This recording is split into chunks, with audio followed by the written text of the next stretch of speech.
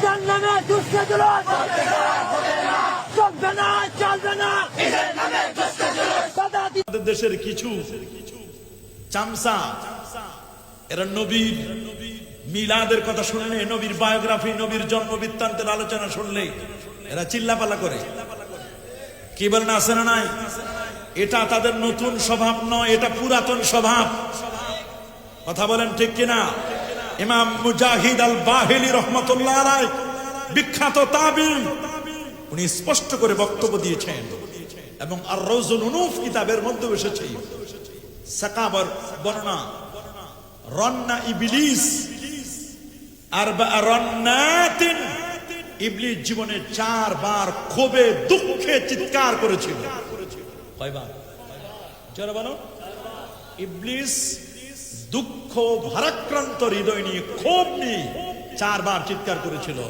তার একটি বার ছিল লাইলাতা মৌলিদিল মুস্তাফা সাল্লাল্লাহু আলাইহি ওয়াসাল্লাম, আমার নূর নবী পৃথিবীতে যেদিন শুভাগমন করেছিলেন, নূর নবীর শুভাগমনকে কেন্দ্র করে ইবলিস চিৎকার করেছিল। আমার মনে হয় ইবলিস যে ওই সময় চিৎকার করেছিল, বর্তমান ইবলিস হাইড আছে। ইবলিসকে আমরা সিক্রেটলি, ইবলিসকে দেখি না, ইবলিসের কর্মকাণ্ড দেখি। আমার মনে হয় কিছু পোশাকি, আমাদের মতো এইরকম দেখতে পোশাকি মানুষ, তারা ইবলিসের চিৎকারের সাথে চিৎকার মিলায়। কারণ নবীর শুভাগমনে কেউ কাঁদে নাই, সবাই খুশি ছিল, শুধুমাত্র ক্ষোভে চিৎকার করেছিল ইবলিস। আমার তো মনে হয় নবীর শুভাগমনকে কেন্দ্র করে, রবিউল আউয়ালকে কেন্দ্র করে, নবীর জীবনীকে কেন্দ্র করে কারো ক্ষোভ থাকার কথা নয়, ক্ষোভ ছিল ইবলিসের। আর বর্তমান যাদের ক্ষোভ আছে, আমি মনে করি ইবলিসের চিৎকারের সাথে তারা ওই চিৎকারকে একাকার করে দিতে চায়। ঠিক কিনা বলেন? যারা বলেন ঠিক কিনা? আমার মনে হয় ওই চিৎকারের সাথে তারাও চিৎকার মিলাতে চায়। আমরা কি ইবলিসকে খুশি করব? যারা বলুন, নাকি আমার আল্লাহকে খুশি করব? আমার আল্লাহকে খুশি করব। আমার নবীর শুভাগমনকে কেন্দ্র করে 2500 দূরের বড় বড় বিল্ডিং গুলো, প্রাসাদ গুলো আলোয় আলোকময় হয়েছিল। আল্লাহু আকবার বলেন। মুসনাদে আহমদ 17190 নম্বর হাদিস, ইরবাদ ইবনে সারিয়া বলেন, নূর নবীকে আমি বলতে শুনেছি, আল্লাহর হাবিব ইরশাদ করেন, ইন্নী আবুদুল্লাহ, শুনে নাও, আমি আল্লাহর বান্দা। আমার পরিচয় শুনো, আমি আল্লাহর বান্দা, ইন্নী আবুদুল্লাহ। যদি আমাদের সমাজের কিছু বর্ণচনা পোশাকি আলেম আমার নবীকে হাইড করতে চায়, স্কিপ করতে চায়, নবীর মিলাদ, নবীর সিরাতকে ওরা মাইনাস করতে চায়।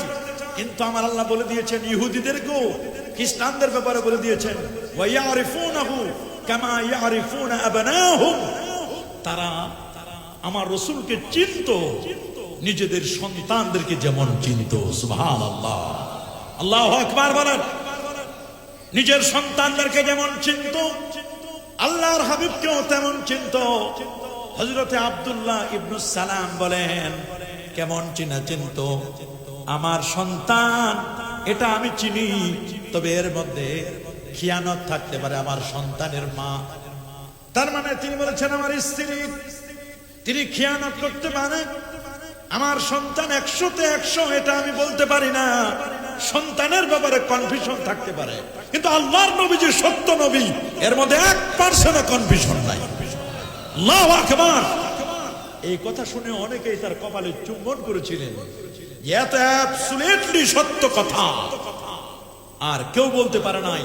আমার সন্তানের ব্যাপারে কনফিউশন থাকতে পারে, সন্তানের মা হয়তো বা পরকীয়ার কারণে বা কোনো পরপুরুষের নজর আসতে পারে।